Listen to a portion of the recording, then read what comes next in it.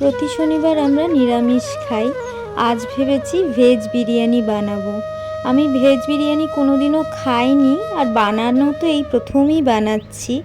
ভেবেছি বিরিয়ানির মধ্যে পনির দেব আর দেব সয়াবিন, আর খুব বেশি ভেজিস আমি দিচ্ছি না, আমি শুধু ক্যাপসিকামই দিয়েছি। তোমরা কিন্তু চাইলে আলু, গাজর এইসবও দিতে পারো। রাইসটা করবার জন্য আগের থেকেই জলটা বসিয়ে দিয়েছিলাম, তার মধ্যে গোটা গরম মশলা ফোড়ন দিয়েছি, চালগুলো ধুয়ে রেখেছিলাম একদম জল ঝরিয়ে, সেটাও দিয়ে দিলাম, আর দিলাম সামান্য একটু ভিনিগার আর নুন।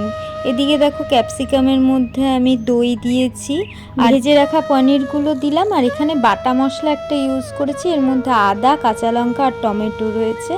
আর এখানে দেখো গরম জলে ভিজিয়ে রেখেছিলাম সয়াবিনগুলো, সেগুলো একদম জল চিপে দিয়ে দিলাম। এখানে গুঁড়ো মশলা কিছু দিচ্ছি, নুন দিয়েছি, ধনে গুঁড়ো, জিরে গুঁড়ো, আর লাস্টে দিলাম একদম বিরিয়ানি মশলা। এরপরে এর সাথে আমি দিয়ে দেবো কেওড়া ওয়াটার আর মিঠা আতর, আর আমার কাছে রোজ ওয়াটারটা ছিল না বলে আমি দিইনি, তোমরা চাইলে দিতে পারো। এবার খুব ভালো করে মিক্সড করে আমি আধ ঘন্টার জন্য ঢাকা দিয়ে রেখে দিয়েছিলাম। আধ ঘন্টা হয়ে গেছে। আমি এবারে ওই যেই তেলে পনিরটা ভেজেছিলাম সেই তেলের মধ্যেই আরও সামান্য একটু তেল দিয়ে এবারে ম্যারিনেট করা সবজিগুলো সব কিছু একসাথে, পনির, সয়াবিন সব একসাথে ভেজে নেব। আর যেই বাটিটাতে ম্যারিনেট করে রেখেছিলাম সেটা একটু ধুয়ে জলটাও দিয়ে দিলাম। এবার হাই ফ্লেমে খুব ভালো করে কষিয়ে নিয়েছি, হালকা হালকা জল থাকতে আমি এবারে ভাতটাও অ্যাড করে দিলাম। ভাতটা কিন্তু আমি 90% হওয়া অবস্থাতেই নামিয়েছিলাম।